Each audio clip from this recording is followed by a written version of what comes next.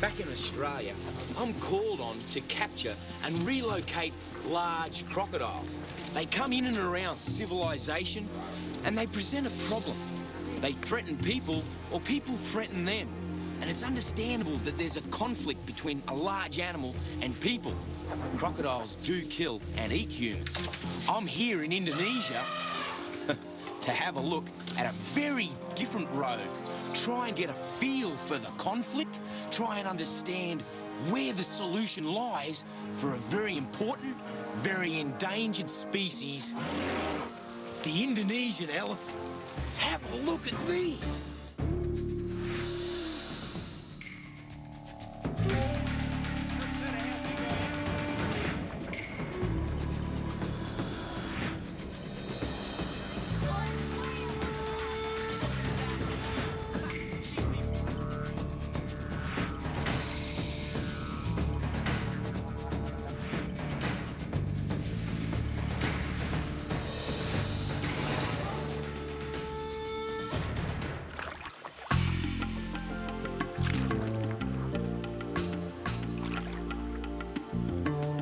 In this adventure, we paddle a dugout canoe into the shrinking homeland of one of the largest creatures on Earth, a mysterious tropical jungle filled with the presence of unseen wildlife.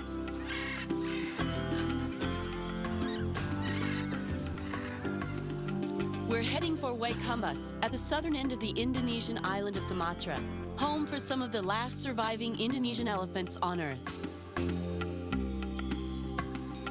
Our journey upriver takes us through ancient tropical rainforests and into the habitats of some unique animal species. Because we're not using motors, we don't scare the wildlife, and that means we can prowl along silently to spot the animals living in and around the river.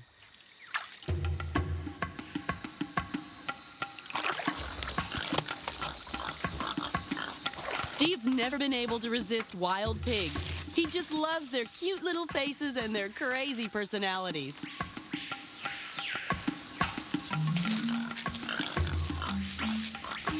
There's pigs moving around everywhere. They're just all over the ground. I'm gonna see if I can get in close to a couple.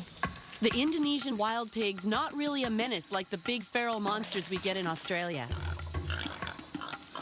They're a real cruisy little animal, and they don't even seem concerned that we're getting closer and closer. Wild pig, I love them. This is just what we're looking for, elephant country, and I'm starting to notice signs that they've been here recently.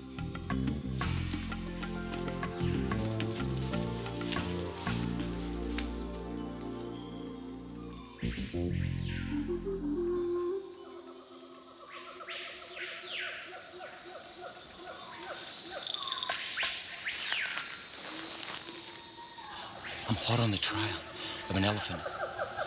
He's walking through the bush, that silently. I can't hear him. All I can hear is the primates and the birds.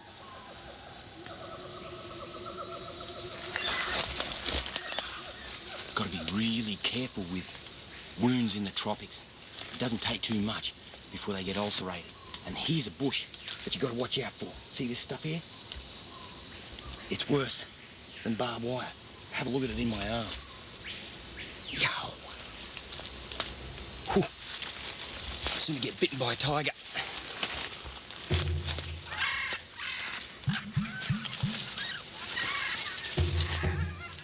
Pretty soon I stumble straight onto one of the many roads that cut through the remote rainforest. It's a great place for pigs and other animals to get out and enjoy open spaces and graze on the grass. Here's some elephant dung.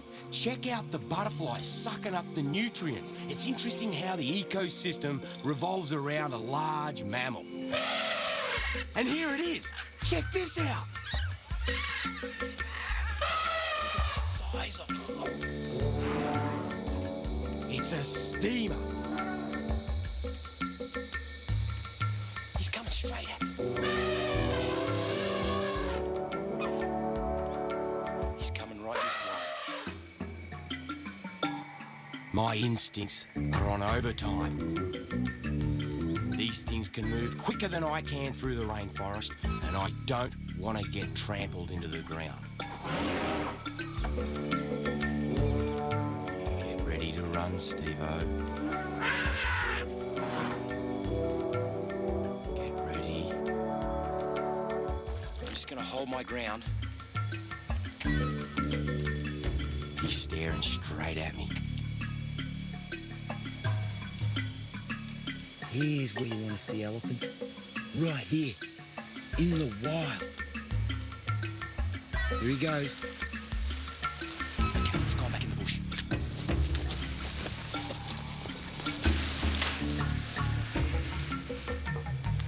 Because he's moving, I don't think he can see us or hear us.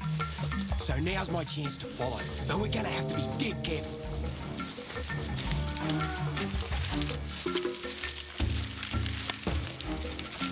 Gonna have to stay at a safe range. He's still moving. Every time he stops, I gotta stop.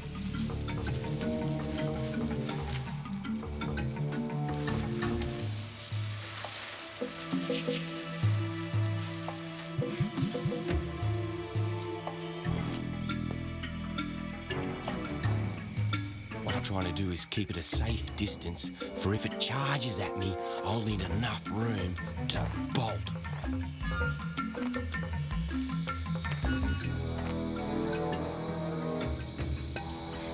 It's amazing how he can stand there as quiet as a mouse.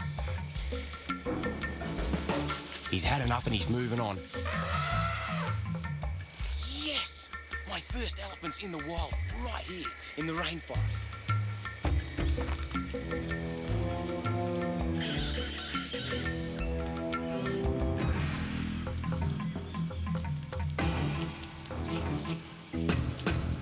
Well, that's my first sighting of wild elephants, but gone.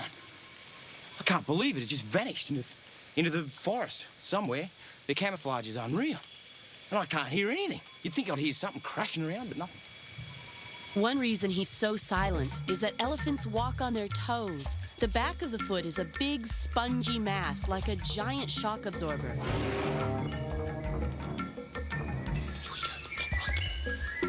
It's a different elephant, even bigger, and he's got an enormous set of tusks. If I say move, move.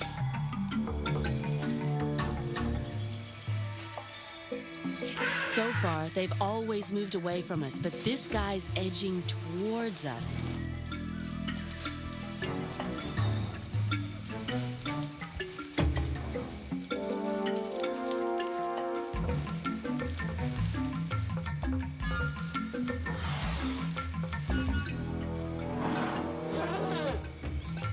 I think that was a warning.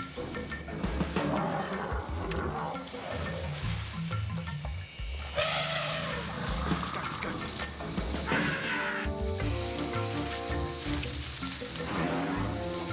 He's got his ears flared. He's cranky. He's really cranky. He was just making sure that I wasn't going to hassle him. I'm not.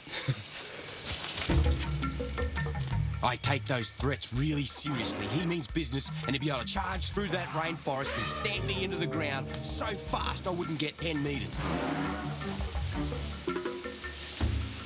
What an awesome experience. I'm shaking like a leaf. Absolutely shaking.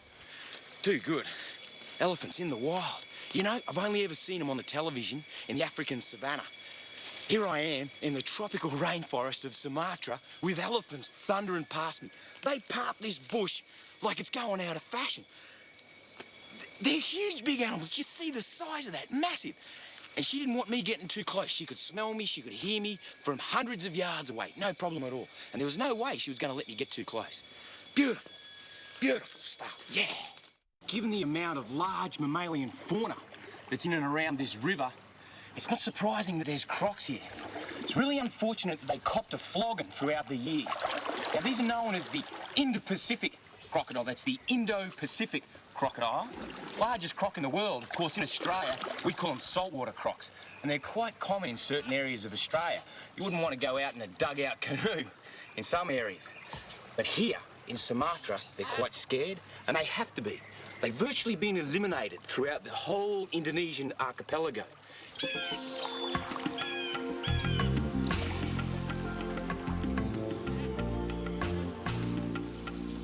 is the Asian water monitor. See him sitting up there, beautiful yellow coloration. Now, he's only about 6.5 feet. Not real big, they get a lot bigger.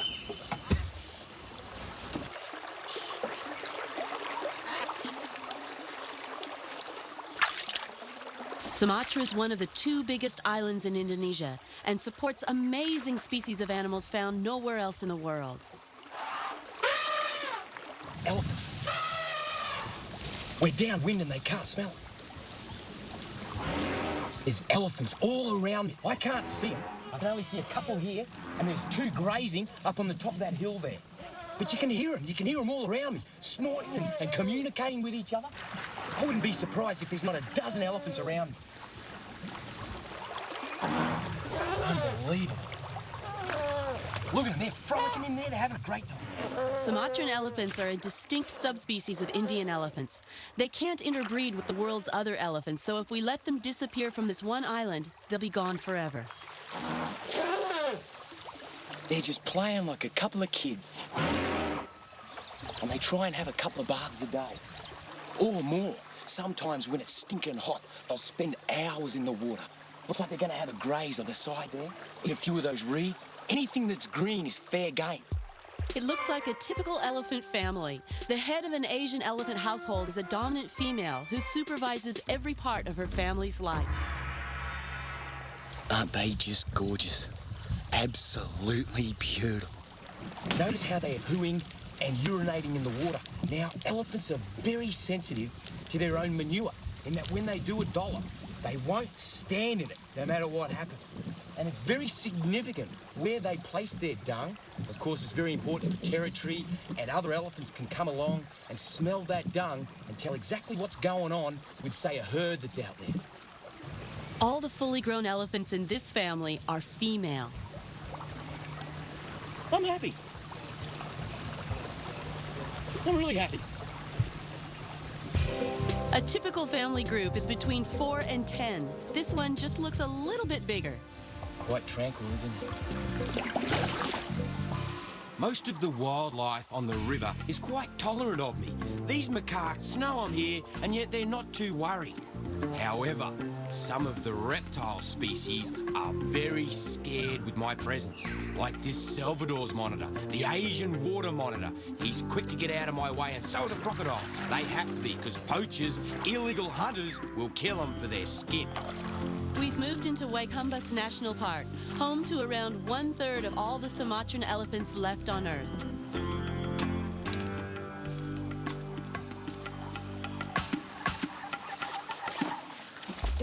At the heart of the park is a training center, a place where problem elephants are taught a whole new set of skills.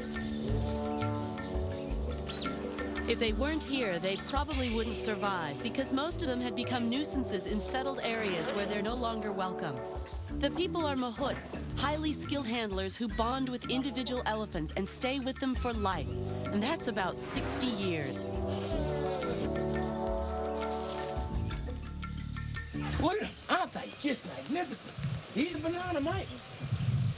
Little banana here. So you can see those fingers, that finger on the bottom there. They actually call them fingers. Up here, buddy. See that finger work there? Okay?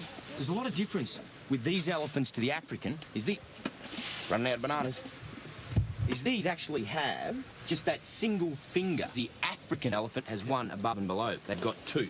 Their trunk is such a highly developed, modified organ, and it's one of the most incredible things in our natural world. They've got a highly sensitive sense of smell. Watch this. He can delicately grab that banana and place it back inside his mouth. They could pick up something as small as a coin on the ground.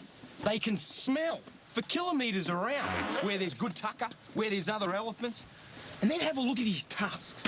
Now, with the Indonesian elephant or the Sumatran elephant, only the males have tusks, and not all of them have these structures. And these are like a modified incisor that grows throughout their life, and they come out through their jaw. And they're used, of course, in combat. You know, it's a male thing, to have a good set of tusks and get to mate with the girls. And they've caused elephants across the world great problems because here is ivory. And of course, ivory poachers, you know the rest of the story. They've got a pretty good sense of sight, but what they have got a good sense of is hearing. You can see his ears, and he's constantly flapping them. And that's a cooling system. It's like a capillary action. He's got blood flowing through his ears, and they're very thin. So as he flaps them, it cools the whole animal down because the blood's flowing through his ears, and that cooled off blood goes and flows through his body. Here's a little banana. He uses his big pink tongue to push it back. His teeth are actually on the back there, so there's no chance of him biting him. Look at these legs. Look at these giant-sized legs. They are huge. You know, I'm going to learn a few rules today, and the first one that I picked up was always go to the right-hand side of the elephant, not the left like you do with a horse. Of course, everyone knows with horses, you go to the left-hand side. It's the right-hand side. That is etiquette, and I'll learn as I go. The other thing is, watch out for the feet, watch out for the legs, because they can whack. Side kick, imagine getting side kicked by that. Look at this.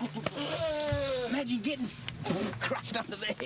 The elephant is that intelligent that if he gets mud between his toes, you know how gooey mud is between your toes and it's quite uncomfortable? They'll get a stick or something and they'll actually work it out with their trunk from between their toes. How's that? I mean, when you look at these animals, you're looking at a really intelligent, feeling, emotional animal. Just like me, just like us. Exactly the same.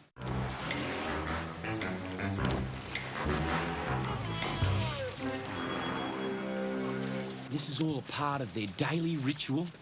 They come down for a bath, which they love, every morning and every afternoon. 8 o'clock in the morning, 3 o'clock in the afternoon. Elephants often end up at Waikumbas when their home jungle's been cleared for agriculture. They're creatures of habit, and if a farming village happens to be built on one of their migration paths, they're just as likely to bulldoze the houses and eat the crops. Rather than leave the elephants to a battle they're going to lose, they're relocated here and retrained to work with humans rather than against them.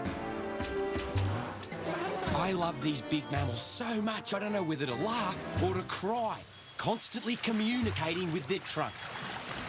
With these elephants, they've got 2 mounds on their head, one each side. The African's got that big dome, single. Notice the way they graze. They use that trunk to rip the grass off, and they'll get a whole trunk full, and then when they're ready, they'll put it up into their mouth, and then they'll chew it up. It's probably a ton of animal here, about the same weight as a small car. And they just love to suckle with their mummy. This is a mummy here, and this is a little baby. And their maternal instincts, their maternal bond is really strong.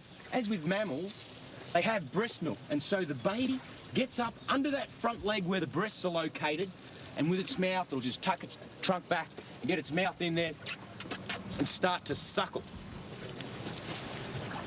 Let's zip around the other side here. Look at that.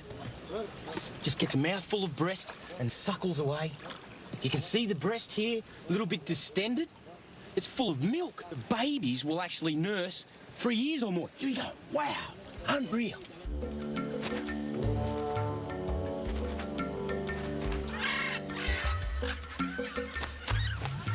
Snake.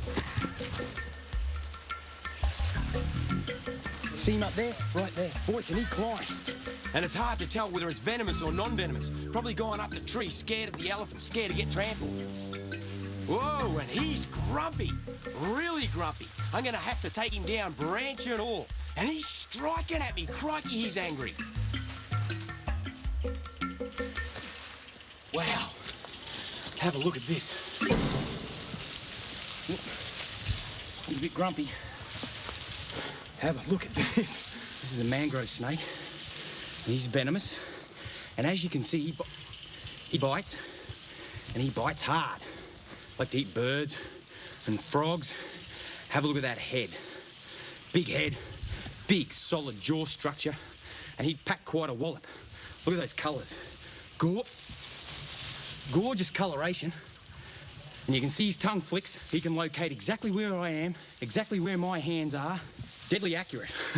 And I just got to, whoa.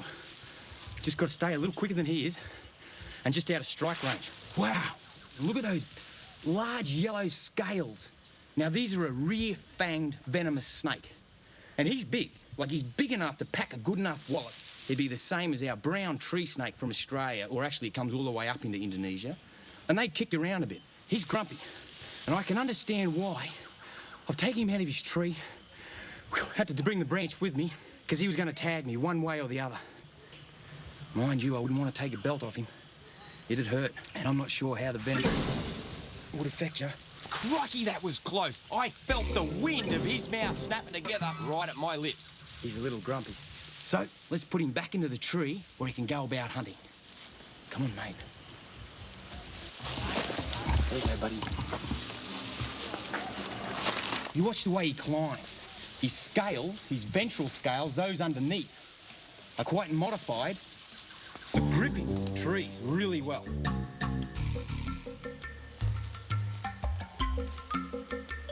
Sunset, and out in the jungle, the night shift's taking over. Oh, it's a porcupine. G'day, Spiny. Have a look at this. This is the common porcupine. There's a few different species of porcupine throughout Southeast Asia, and they're gorgeous. They've got those beautiful white quills, and they're hollow quills, and they are a wild animal. They don't have to live in fear of big predators like tigers, reticulated pythons and blood pythons, because they've got these quills, and if they get attacked, they'll start to run backwards, and they'll present the quills, and let's say a tiger has a go at them, they'll just stick them with all those big white quills, and they'll embed themselves right in the flesh. They can't throw them like a spear or a javelin, but they'll embed them in the flesh, which causes pain. But the worst thing is that it may even cause a predator like a tiger's death. I don't mean you any harm, girl. You're all right.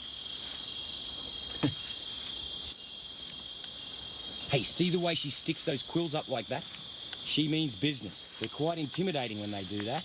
Oops, she's flaring them out. She means business. You're all right, sweetheart. Hey, hey, hey. Good luck with your foraging, little one. Check this out. Back at camp, one of my very close relatives comes in to join me for lunch. Hey, get out of my food. Look at it. That's my rice. Excuse me. My rice. This little macaque's obviously been humanized. He's probably a pet someone released into the jungle.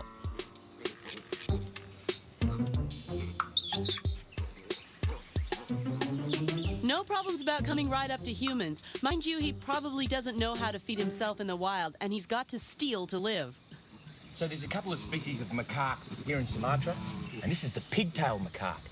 It's easy to see why they call him that. He's got this short, curly tail on his bottom. Noise, here, little buddy. Uh-oh, he's in trouble. These rangers at the training centre are trying to herd him into a cage so as they can get him way out into the bush where he's not going to have to rely on people. The trouble is, the macaque just gets really agitated and aggressive. He doesn't like this confrontational treatment at all.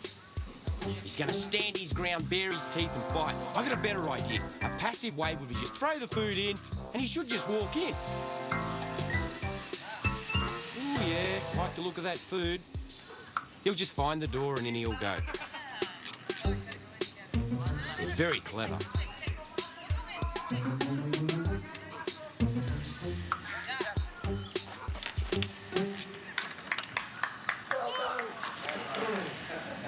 What a shame. But you can't have him this close to people. It's really unfortunate. And he's getting very aggressive. I guess it's better this way. He'll go back into the wilderness where he belongs.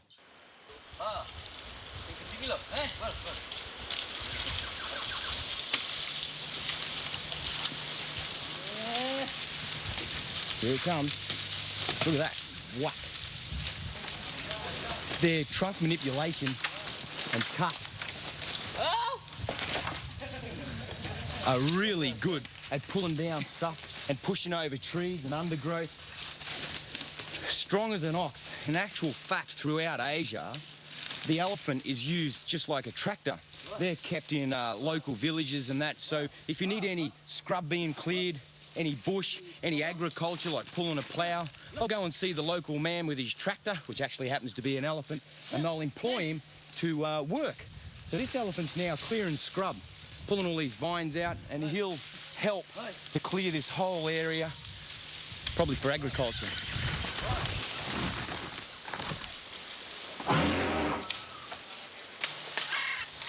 Isn't it ironic how the clearing of this forest by this elephant is actually causing their demise? These towers are designed for the rangers to keep an eye on the elephants, because on one side you've got agriculture and crops. On the other side is where the elephants are supposed to be, in the wilderness, in the native bush. So the rangers come up here and they'll be able to see the elephants, see what they're up to. The elephants come through, they get into this revegetation area, food's a little minimal, and then they head straight across this road and out into agriculture. Of course, here is where the conflict begins. And to alleviate the conflict, I'm in for a big lesson on how to ride an elephant. Just 1, 2, 3. Get your feet in. Or maybe when he gets up. The word for up is? Up. Up, up. Woo! Here he goes. Up. All right. Yeah. Woo! Bagus! Bagus! Indonesian for good. He's a good boy. Just have to love on him again, because he's so good. He's a good boy, this elephant's a good boy.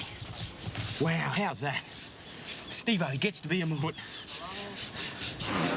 Quite an art to being a mahout. You got to be at one with your animal. And so the first trick I learned is this rope. So I tuck my feet around there and I get the rope through the heel and then get the rope between my toes. And then under this ear here, they've got a lobe. And just go, hut, hut. Forward motion.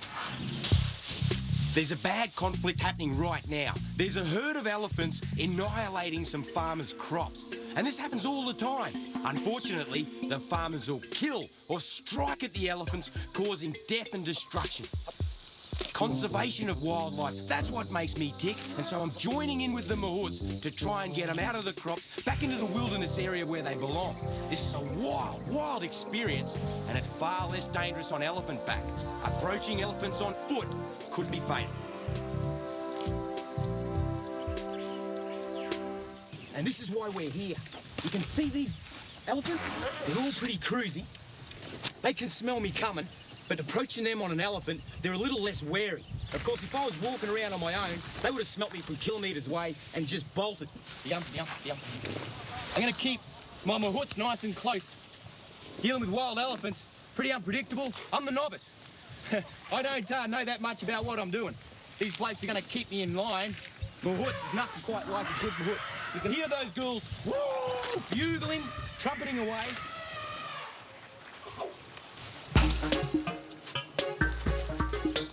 Culada. Get the sunglasses. I think it's a cobra. You jump on here? Wait there, boy, wait there. Woo! Had to grab me sunglasses. I think it might be a spitting cobra.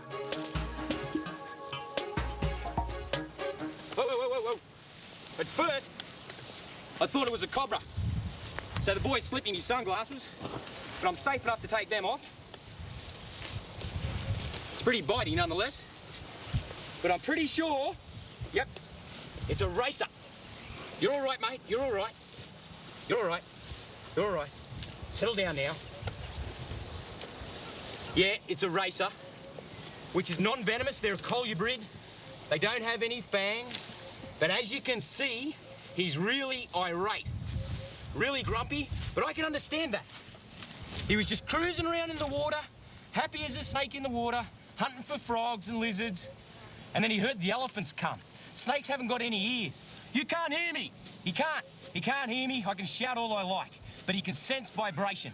The vibration of the elephants stirred him up, so he's bolted into the water, and then I just had to wait until he came out and grabbed him. Now, he's taken a few launches at me. He'll bite me, no doubt about it. You're all right, mate. It's a quick death roll. But I'm in no danger, and I'm trying to be really gentle with him. I don't want to get bit. I really don't. But it's important that we take a good hard look at this snake, because when I first saw it, I was sure that it was a cobra. You're all right, buddy. You're all right now. He's all right now. He's all right now. You're all right now. You're all right. Settle down now. He's a beautiful specimen, and he's really settled down now. I'm just going to let him go on his way back into the water. Oh, here they are. Didn't need these after all. Terry Muckasee, Bunya. Here's a group of wild elephants, but these aren't the strays or the rogues that we're looking for. And they're not too worried about me getting in close. There's a good boy. You have a bit of a relax, mate. A bit of a feed. Maybe push this tree over. Let me break this branch off.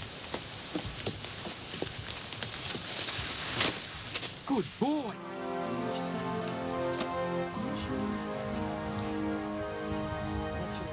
Elephants need so much vegetation to survive that they need enormous areas in the wild. A single elephant needs up to 450 pounds of food every single day. It's a little unfortunate, but there's probably only a couple of hundred elephants in this entire national park.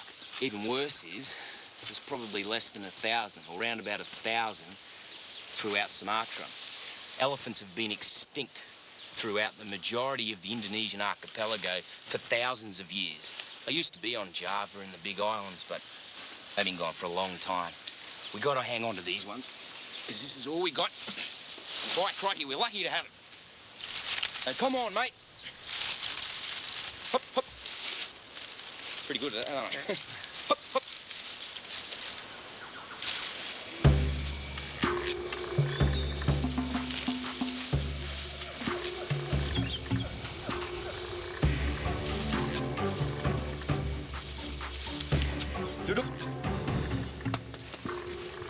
Good boy.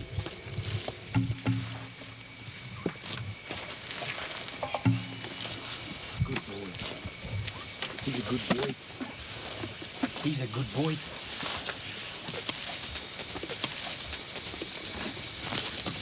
See how this one, the bark's been torn off here? A little bit of dirt there. They'll come up alongside this and they'll rub on it. You rub on it, get a little itchy, and I'll wear the bark off. Doesn't do the tree any harm. This is regrowth anyway. Elephants have incredibly sensitive skin. It's up to an inch thick in places, but they still feel something as small as a mosquito bite. And an annoying itch just has to be scratched. What an itchy bottom. You see this? Now this is what the elephants do. They come out into this regrowth, and these trees aren't that big. So they'll come up alongside it, have a bit of a feed, get a bit of a trunk action happening on here, and just push them over. Check it out. That's a fair lump of a tree. But they push them out, no problem at all. Particularly when it's a bit moist, like we're getting all these showers. No worries. So all of these have been pushed over. And they'll actually eat this. They'll eat the decaying timber. I don't know how much nourishment they get out of it. This. They also take great pride in stomping it down. You can see that's a big chunk there where they pushed it down with their foot. See this one here? You can see this tree, they pushed over and it's starting to regrow. So, of course, with the regrowth, you can see how succulent that is. Look at that. That's beautiful stuff.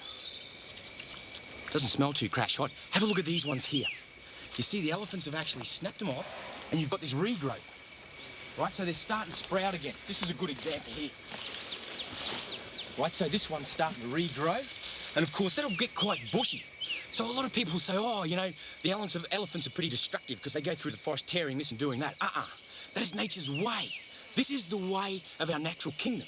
If an elephant does this, it's great for the environment in that it's snapped off, it'll regenerate, and of course it'll get even bushier. And the elephants may not come back here for a year, maybe even longer. It all depends on the matriarch and how much food's here and how much she's learned. So it's important that we don't think they're destructive animals. The only place that they are destructive is in agriculture. And of course, bang, that's where the two forces, humans and elephants, meet and there's a conflict. Just a boy and his elephant. I love my elephant. What's his feet in his grass? Down he goes.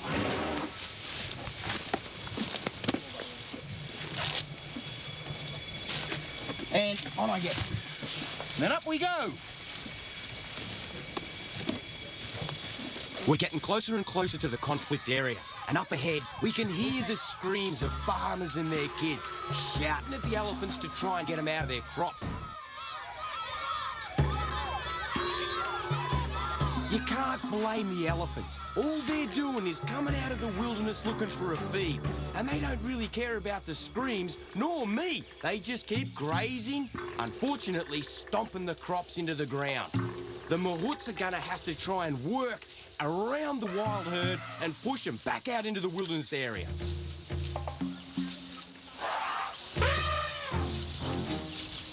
We gotta go in and herd these elephants out. It's much safer up here on the elephant. On foot could be fatal. The local farmers are aware of the dangers of elephants. They won't go anywhere near them. But it's really important that we get in and herd them out. Here we go, they're moving. We're pushing on. All seems pretty casual. They're moving, here we go.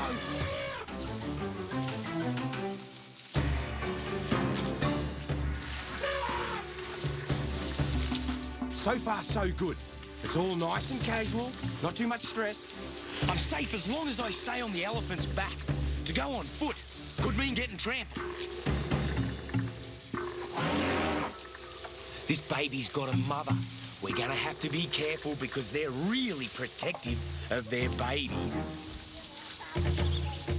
Come on!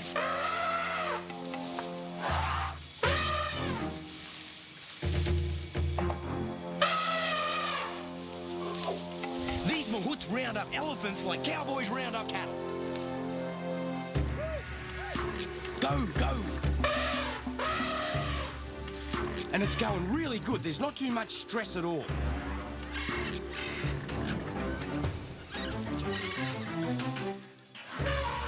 All we've got to do is get them across the road. Nearly there. Straight back into the reserve.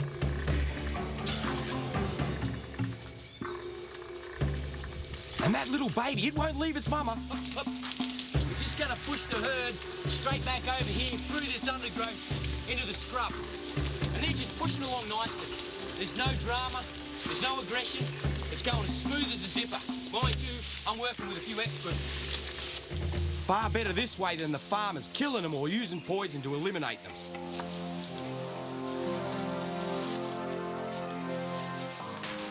Wait, my horse! Woo! And let's hope they stay in there. Mission accomplished. And these Indonesian elephants are the most endangered elephant species in the world. If you can imagine, there's 600,000 elephants in Africa, 50,000 Indian elephants on the Asian mainland, but only 1,000 of these beautiful Sumatran elephants are left in our world. We've got to protect what's left. That guy's really good. That was pretty hard work herding those wild elephants up, and they just love their bath time. That must be, bath time's over. Bath time's over. You want to go out and graze? Oh, gosh, I just love my elephant. He's my friend, my really close friend. And look at this. He's going to pick up my boots for me. Thanks, mate.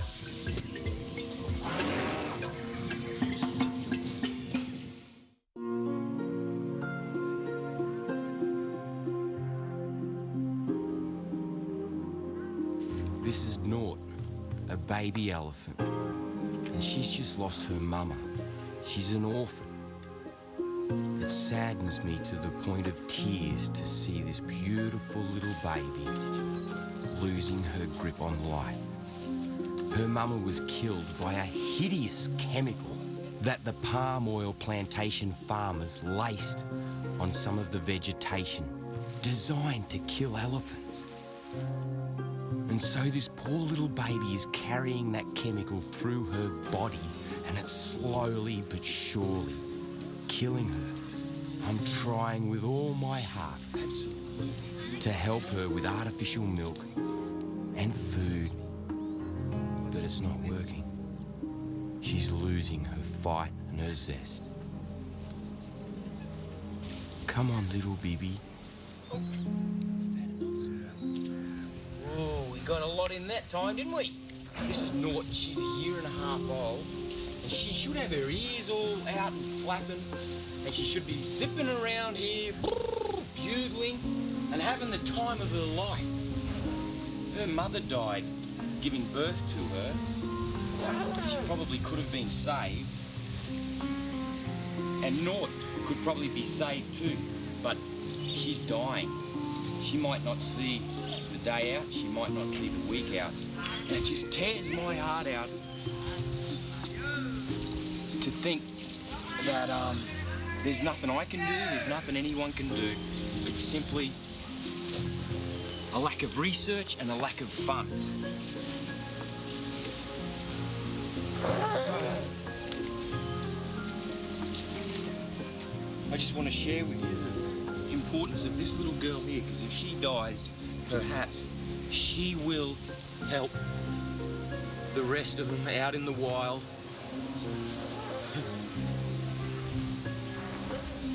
Maybe secure some habitat. You're killing me.